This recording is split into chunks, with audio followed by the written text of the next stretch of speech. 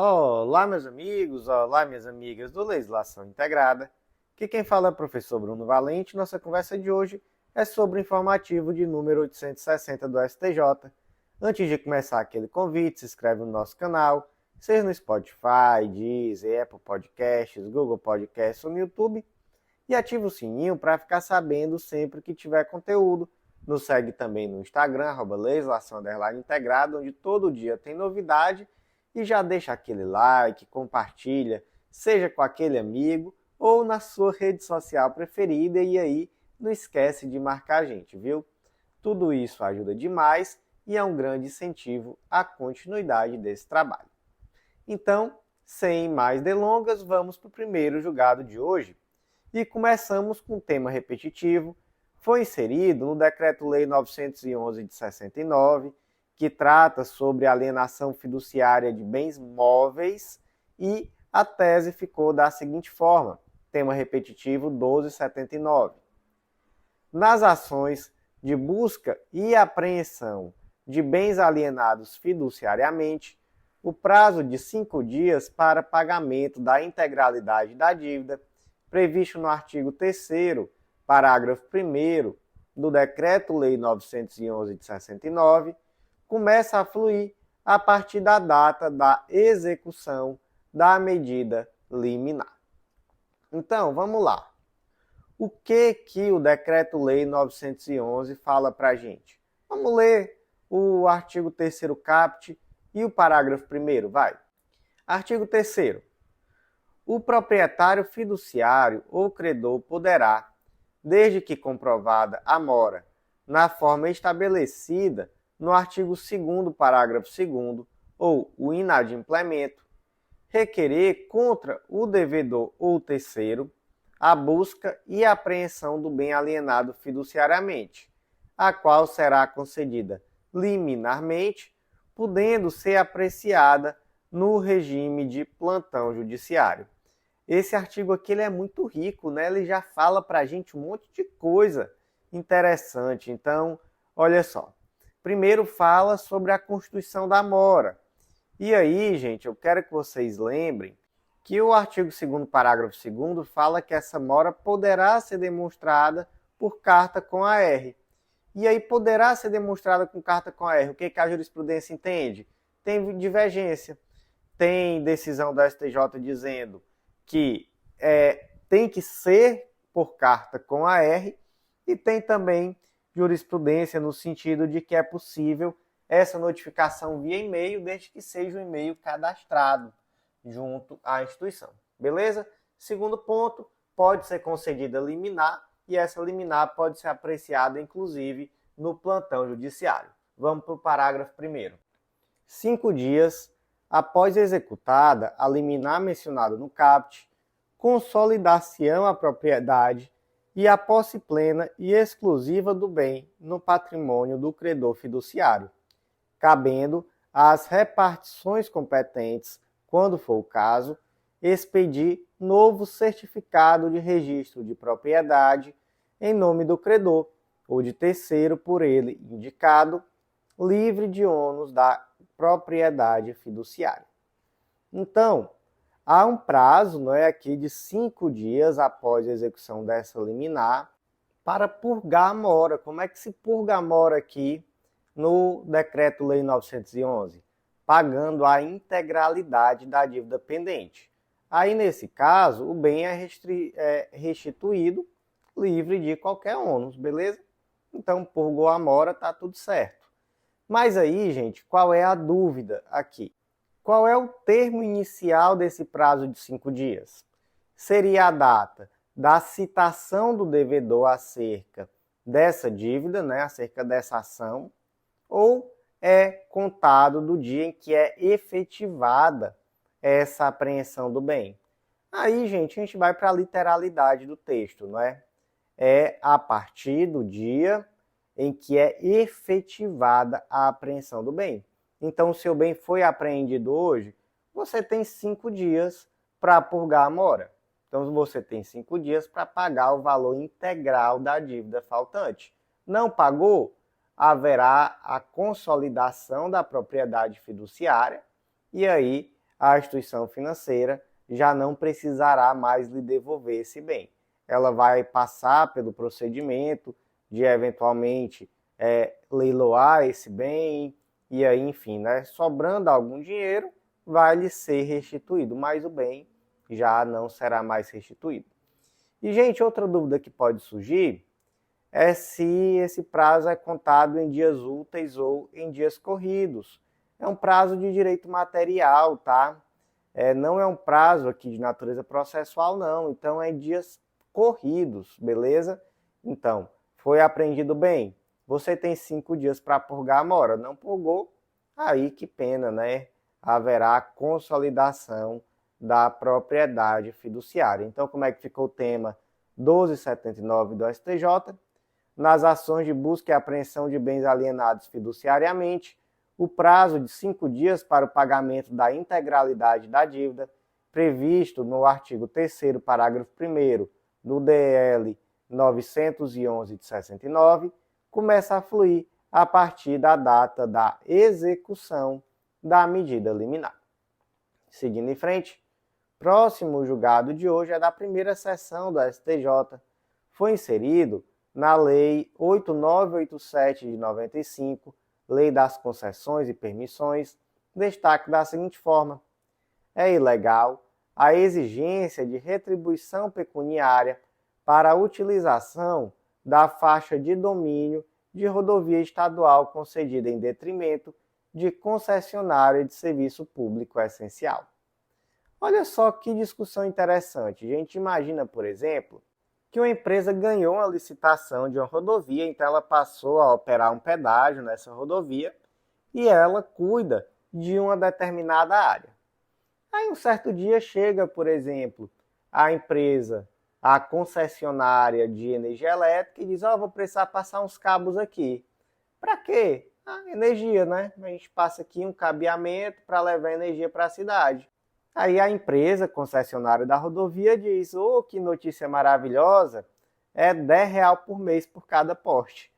Aí a empresa concessionária de energia elétrica diz: mas quando? Por que eu vou lhe pagar para passar os meus postes, né? Passar o cabeamento em uma via que é pública? Querendo ou não, você tem a concessão da rodovia, mas por outro lado, esse aqui continua sendo um bem de uso comum do povo, ainda que exista aqui uma exploração da infraestrutura por uma delegação à iniciativa privada.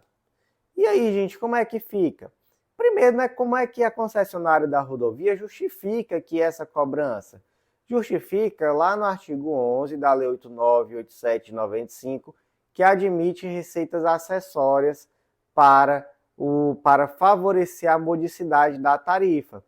Então, gente, basicamente, primeiro vai ter que ver, não é, se o contrato de concessão aqui de fato permite que haja receitas diversas, né, fontes diversas de receita, exatamente com o objetivo de favorecer essa modicidade da tarifa. E aí, gente, no final das contas, como é que fica? Fica que agora está bem definido que isso não é possível, tá? Mas antes existiam decisões do STF no sentido da possibilidade. Eu trago aqui, inclusive, do material algumas decisões do STJ também nesse sentido, tá? E era até meio que consolidado no sentido dessa possibilidade. Era majoritário, né? Pelo menos, digamos assim.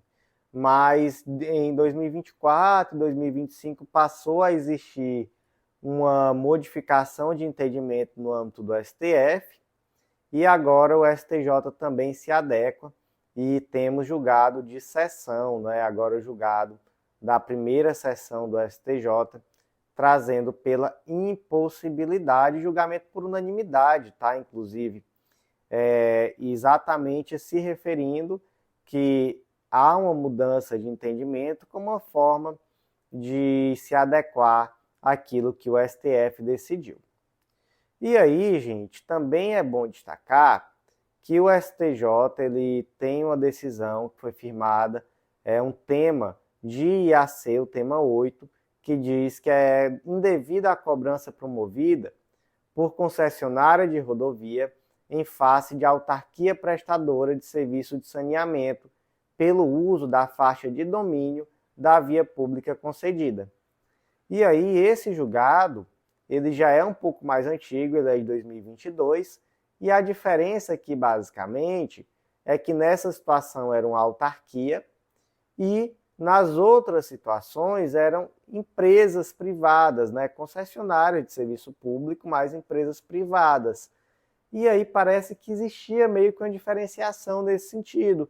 Então, da autarquia não cobra. Mas se for uma empresa privada, aí o STJ já entendia que era possível. Enfim, isso daqui agora está mais uniforme, tá? Não importa você verificar se é uma empresa privada, se é uma autarquia, enfim.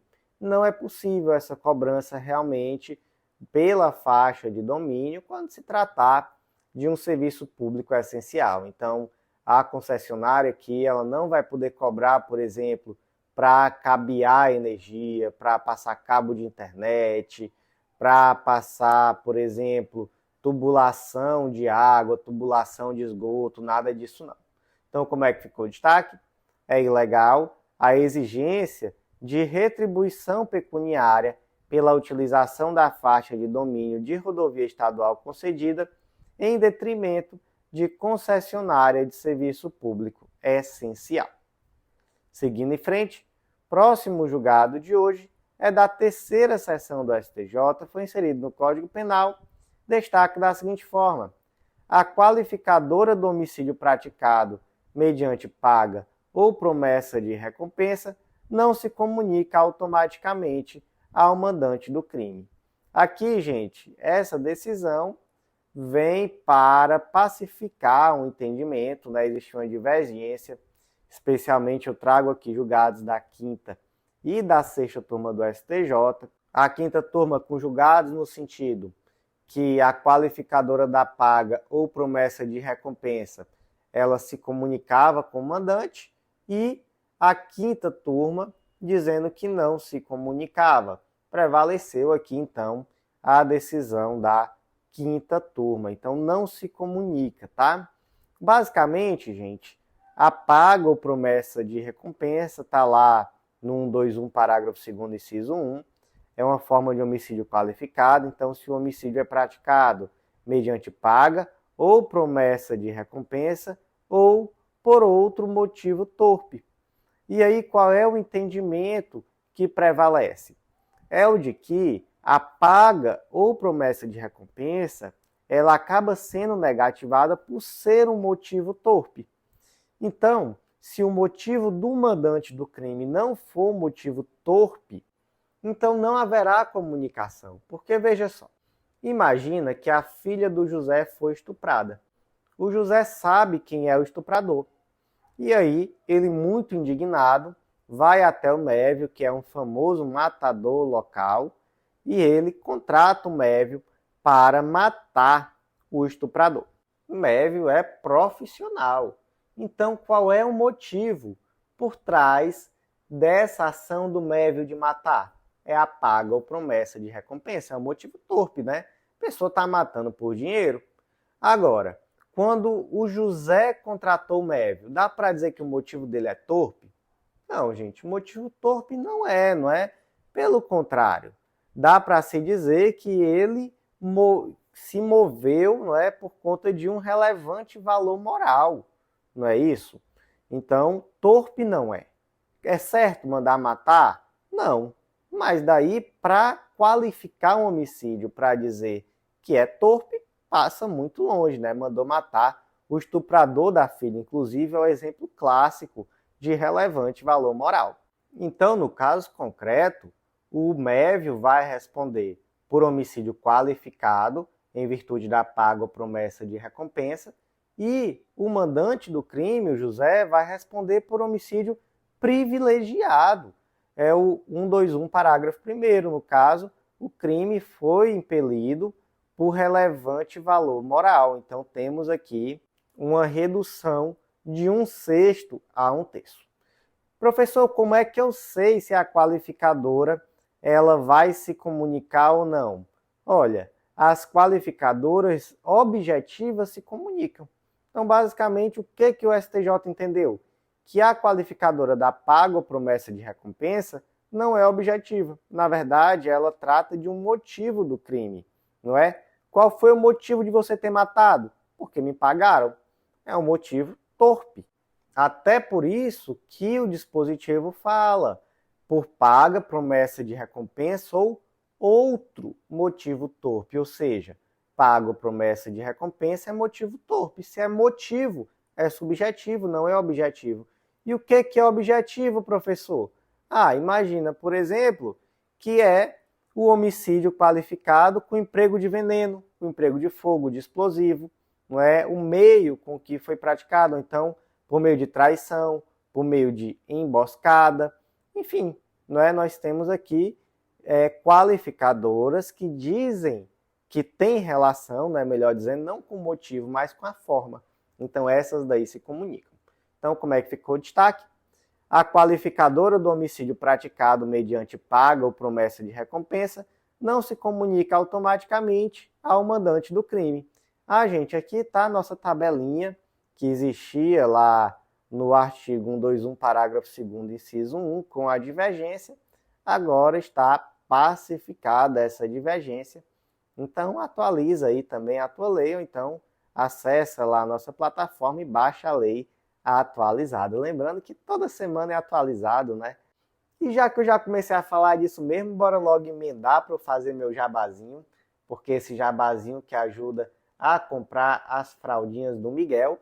Então, se você ainda não conhece o Legislação Integrada, se você não conhece o Clube da Lei, acesse legislaçãointegrada.com.br e vem conhecer nosso clube de membros, que dá acesso a todos os nossos materiais e a mais de 100 planos de leitura. E são tanto planos bases da carreira, quanto também planos focados no edital que acabou de ser publicado sem nenhum custo adicional. Então, olha só que coisa mais linda. Então, vem conhecer, acesse legislaçãointegrada.com.br, o valor é super acessível e vai ser um grande diferencial nos teus estudos, eu tenho certeza, porque todo dia não, para também não mentir, né? Mas vamos dizer que 3, 4 vezes por semana eu recebo feedback de gente que realmente mudou o seu nível de competitividade depois que começou a estudar pelo nosso material. Então vem fazer parte, que eu te aguardo, e vem também conhecer a Editora Integrada, vem publicar com a gente. Você vai ver que é mais fácil do que você imagina e vai ser um baita diferencial em uma futura prova de títulos. Seguindo em frente, próximo julgado, agora da primeira turma do STJ, diz respeito à Lei 10.522 de 2002, destaque da seguinte forma: sempre que houver desistência nos moldes da Lei 10.522 de 2002, a Fazenda Nacional estará exonerada do pagamento de honorários advocatícios sucumbenciais. Então, basicamente, o artigo 19 dessa lei traz algumas situações em que a Fazenda Pública Nacional não precisa contestar ou pode, inclusive, desistir de recursos que já foram interpostos. Então, por exemplo, situações em que existe súmula ou parecer da AGU que conclua no mesmo sentido daquela pretensão do particular, ou então quando há um tema fundado em dispositivo que foi declarado inconstitucional pelo STF, enfim, temos algumas situações ali previstas, não é? E aí nessas situações, a Fazenda ela poderá deixar de recorrer, ou então ela poderá deixar de contestar, já reconhecer ali a procedência do pedido, né? Ou mesmo desistir de um recurso que ela já interpôs, ou se retratar de uma contestação que ela já apresentou. E aí qual é o prêmio disso para a Fazenda? É deixar de pagar honorários de sucumbência. Não é? Isso daí está previsto expressamente também lá na Lei 10.522. E aí, gente, isso é um incentivo, né? Isso acaba desincentivando a litigância desnecessária. E qual vai ser o vetor aqui para a gente verificar se naquele caso vai ter ou não honorários? É verificar se houve alguma resistência. Então, se a Fazenda Pública resistiu, Não é? Então, o que é resistir? Resistir é ela, de fato, ter chegado a contestar e dessa contestação, né, chegou a ser necessária mais alguma ação da outra parte. Por que eu digo isso? Porque pode, eventualmente, contestar e logo depois se retratar dessa contestação e reconhecer a procedência. Né? E aí é mesmo que não ter nem contestado. E aqui, gente, existe um debate que é interessante, que é um caso em que já existia embargo de execução e naquele momento havia uma exceção de pré-executividade onde se pediu a desistência. E aí a Fazenda Pública diz, mas eu desisti da exceção de pré-executividade. Aí você pergunta, ora, e os embargos de execução que estão aí já há um tempo rolando, já há um tempo tendo resistência? Então, veja só, houve resistência efetiva nesse caso concreto, então também seria possível, de fato, fixar os honorários. Então, quando é que não haverá a incidência de honorários? É quando prontamente desiste, né, ou reconhece a pretensão, e por outro lado haverá honorário se houver resistência útil anterior. Então, aí nesse caso, né, você vai verificar de acordo com o princípio da causalidade, quem deu causa àquele processo, quem deu causa ao processo estar naquela fase que está, e aí, sendo a fazenda pública, haverá honorários. Então, como é que ficou o destaque? Sempre que houver desistência nos moldes da Lei 10.522 de 2022, a Fazenda Nacional estará exonerada do pagamento de honorários advocatícios sucumbenciais. Seguindo em frente, próximo julgado de hoje foi inserido no Código Tributário Nacional destaque da seguinte forma: não ocorre a incidência da prescrição intercorrente em sede de processo administrativo fiscal, dada a ausência de previsão normativa específica. Bora lá. Nós temos, lá no artigo 151, inciso 3 do Código Tributário Nacional, que suspendem a exigibilidade do crédito tributário, as reclamações e os recursos nos termos das leis reguladoras do processo tributário administrativo. Então imagina que o fisco veio me cobrar um determinado tributo e eu digo, a mim mesmo não, eu vou recorrer. E eu apresento ali um recurso administrativo, eu dou início a um processo administrativo fiscal. E aí qual é o efeito prático disso? Enquanto esse processo administrativo fiscal estiver tramitando, fica suspensa a exigibilidade desse crédito tributário. E ao final, se eu tiver razão, ganhei. Se eu não tiver razão, ou se eu perder, não é mesmo tendo razão, aí realmente esse crédito poderá começar a ser cobrado. Agora imagina que esse processo administrativo fiscal começa a demorar demais. Então passou 1 ano, 2 anos, 3 anos, 4 anos, 5 anos e nada, e a coisa está lá parada. Aí eu vou e digo, olha, prescreveu. Prescrição intercorrente, em virtude desse processo estar parado por total leniência de vocês por mais de 5 anos. Isso é possível? Existe prescrição intercorrente no âmbito de processo administrativo fiscal tributário? Não, não existe. Por quê? Por falta de previsão legal. Muito cuidado, muito cuidado com o tema repetitivo 1293 do STJ. Olha só o que ele diz.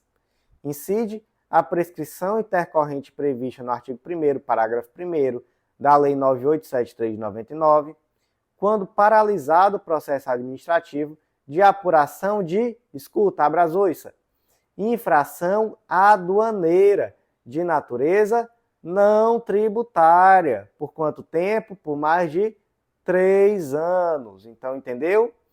Infração aduaneira de natureza não tributária por mais de 3 anos. Então, o prazo aqui é 3 anos, é infração aduaneira e tem que ter uma natureza não tributária. Vamos ler o ponto 3 desse tema repetitivo.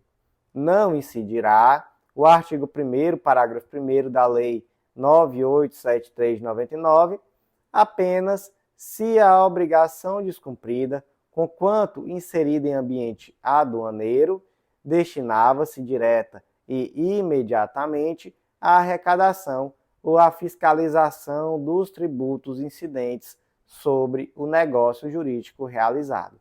Então, se a situação, não é, se a obrigação descumprida ali está diretamente, imediatamente relacionada com arrecadação, fiscalização de tributo, aí nada feito, meu amiguinho. Não haverá prescrição intercorrente, porque tu acha que o Estado vai perder dinheiro de tributo? Não vai não, né? Então, como é que ficou o destaque?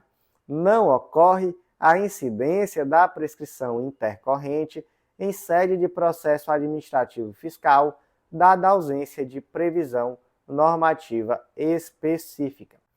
Gente, eu vou parar por aqui, tá? Sei que ainda estamos com um pouquinho menos de 26 minutos, mas pode ser que eu me alongue um pouco no próximo julgado. E aí, para não estourar aqueles 30 minutos, eu vou parar por aqui e nós voltamos com a parte 2, já iniciando com julgados da segunda turma do STJ. Te aguardo lá.